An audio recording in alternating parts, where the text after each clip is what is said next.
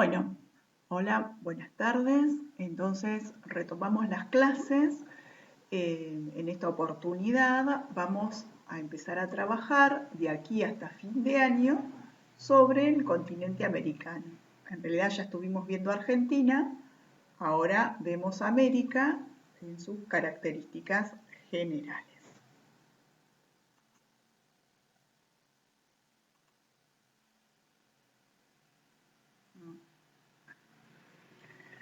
Bueno, mirando simplemente el mapa de América, lo que podemos observar es su extensión latitudinal, de norte a sur.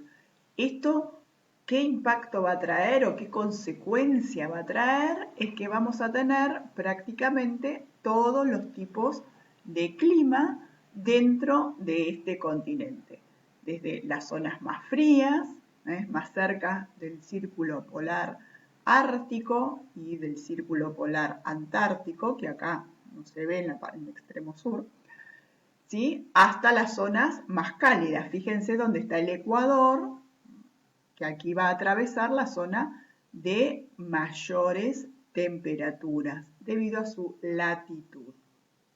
Después, a estos factores habrá que corregirlos según la altura, según los vientos, pero en principio, fíjense qué interesante, que yo ya sé que voy a tener en el sector norte climas fríos y en el sector sur también, coincidentes con nuestra Patagonia, climas templados. Fíjense dónde pasa el trópico de Cáncer, con lo cual todo Estados Unidos y Canadá entran dentro de lo que son los climas templados, fríos, y después vamos a ver los continentales, sobre todo en América del Norte. Y una franja que yo puedo determinar a grosso modo, comprendida entre el trópico de Cáncer y el trópico de Capricornio, fíjense que pasa por el norte de Argentina, toda esta franja que va a estar dentro de los climas cálidos. Después veremos qué nombre le ponemos, si le ponemos tropical, subtropical, ecuatorial, pero ya prima facie ya sé que todo este sector va a estar comprendido dentro de los climas cálidos. ¿Sí? De nuevo, otro sector de climas templados y el sector de clima frío. Es decir, es simétrico prácticamente, aunque hay un mayor desarrollo de tierras en el hemisferio norte. Esto es para que ustedes aprendan a interpretar el mapa. Es decir, si ustedes no saben nada, simplemente mirando el mapa ya pueden decir un montón de características, simplemente aplicando lo que estuvimos viendo para Argentina, lo podemos aplicar para América, ¿verdad? Después hay que ver cómo se corrige la temperatura según la altura. Ustedes recuerdan que a mayor altura disminuye la temperatura, ¿sí? Es decir, acá voy a tener, ahora vamos a ver el relieve, un factor de corrección importante, y también cómo el relieve influye en la distribución de las temperaturas, ¿sí? Bueno, entonces empecemos con el relieve. Una cuestión interesante que surge ya de mirar el mapa, fíjense, acá tengo la escala, ¿sí? Acá me está marcando, los colores por ahí no se ven demasiado bien, porque acá en la referencia, ¿no? Estos azulados, no sé, no tendrían que estar, pero en general los marrones más oscuros, ¿sí? Indican mayores alturas. Entonces, las mayores alturas, fíjense que se tiene una disposición norte-sur, ¿sí? Como una columna vertebral que está ubicada en el oeste de toda América, ¿sí? Y que se desarrolla por toda la costa pacífica, prácticamente. Entonces tenemos la cordillera de los Andes, ¿sí? Que ya parte vimos con respecto a Argentina, que se continúa en todo lo que es la Puna, y es el macizo alto andino, Perú, Ecuador, Colombia y parte, ¿sí?, las últimas estribaciones en Venezuela. Tenemos entonces la cordillera centroamericana, ¿sí? Son Andes más bajos, pero que van formando esta especie de istmo, que es América Central, ¿sí? Que van formando todos estos pequeños países que tienen vertiente hacia el Atlántico y hacia el Pacífico, están organizados en torno a una cordillera que es la continuación de la cordillera de los Andes. Se continúa en México. En México se abren dos ramas, que acá no aparecen con el nombre en el mapa, que son Sierra Madre Oriental, la que está sobre el este, y Sierra Madre Occidental, la que está sobre el oeste. Posteriormente, si seguimos hacia el norte, se continúa con las montañas rocosas o rocallosas, hacen una especie de horqueta, ¿sí? Y en la zona de la costa hacia el Pacífico, la cordillera costera. Toda esta orogenia que vemos acá es una orogenia terciaria. ¿Qué significa esto? Que son montañas más jóvenes, más nuevas, por lo tanto vamos a tener más alturas, vamos a tener picos más agudos, laderas más empinadas y también algunas manifestaciones como pueden ser volcanes, movimientos sísmicos, fallas activas, ¿sí?, que son propias del relieve más joven. Manifestaciones termales, como los géiseres, por ejemplo, ¿sí?, también son asociadas en líneas generales al relieve más nuevo. Hay otras cordilleras u otros montes, otras montañas que no son tan jóvenes, pero que también son importantes, como por ejemplo los montes Apalaches, sobre la costa este, ¿sí?, de América del Norte. También tenemos restos de antiguos macizos, que son montañas más viejas, precámbricas, como el escudo canádico o canadiense que tenemos acá.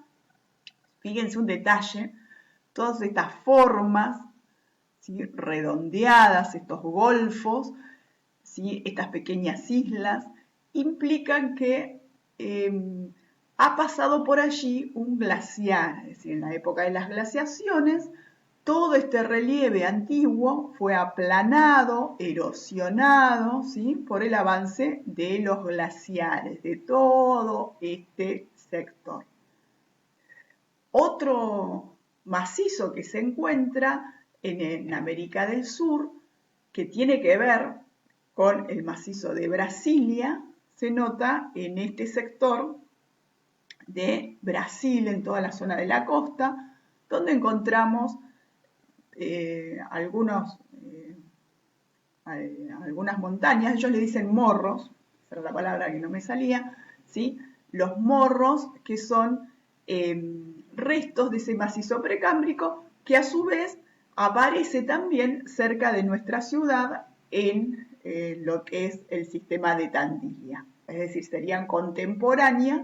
Por ejemplo, si vamos a Sierra de los Padres, serían parecidos, ¿sí? Solo que acá están más sobre la costa, ¿sí?, y localmente se los denomina como morros. Son montañas desgastadas, bajas. Fíjense que las sierras de Tandil, de Ventaña, la altura promedio es 200, 300, la altura máxima es 500 metros, es decir, no son muy importantes. Pero bueno, eso sería en cuanto a los relieves positivos, es decir, de mayores alturas.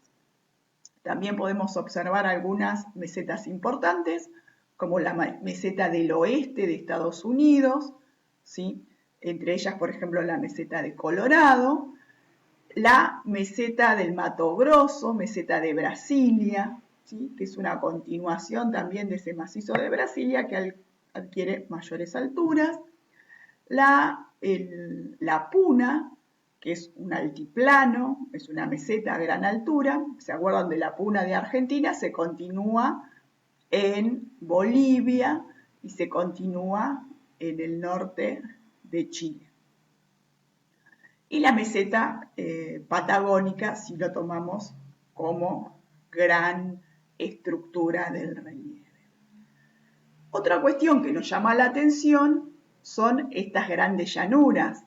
Acá por ahí uno no ve exactamente la dimensión de la extensión, pero vemos, por ejemplo, en el centro de Estados Unidos, ¿sí?, la gran llanura del Mississippi, que a su vez está asociado con este río, y esta llanura entonces podemos decir o podemos inferir que ha sido labrada por el río Mississippi. Es decir, toda la cuenca del Mississippi es una gran llanura.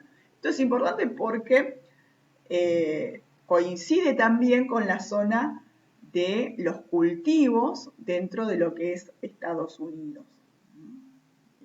Distintos cereales, por ejemplo, en algún momento fue el algodón, el tabaco, como también la soja, trigo, maíz, según la zona climática. Pero son la zona más productiva en cuanto a la actividad rural se encuentra en la zona central, por ejemplo, de Estados Unidos. Son llanuras muy ricas en cuanto a la fertilidad de sus suelos.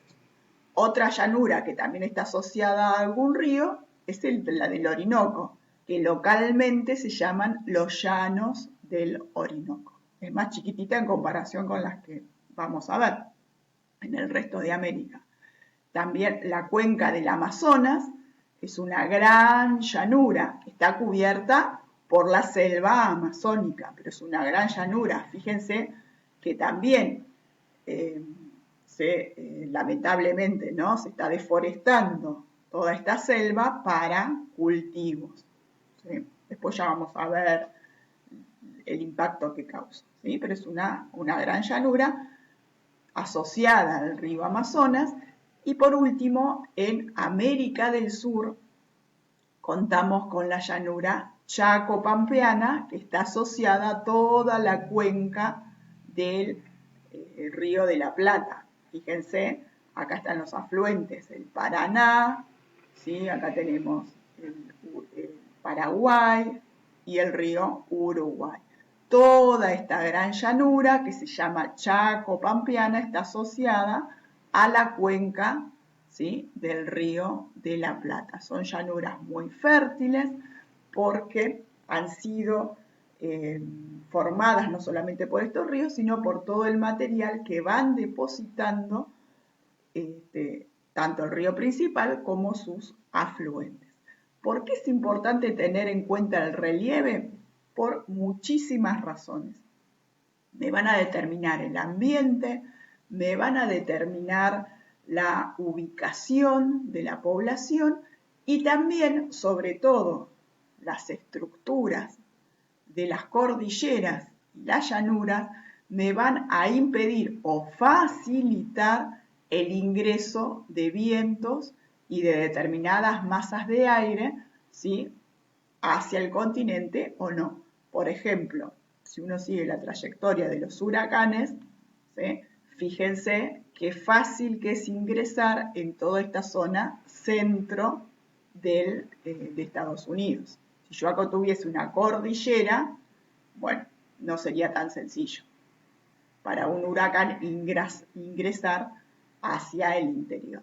Lo mismo pasa con los vientos predominantes del Pacífico. Fíjense, se encuentran con todo este sector de montañas que están en toda la costa oeste pacífica, con lo cual es bastante complejo ingresar hacia el interior.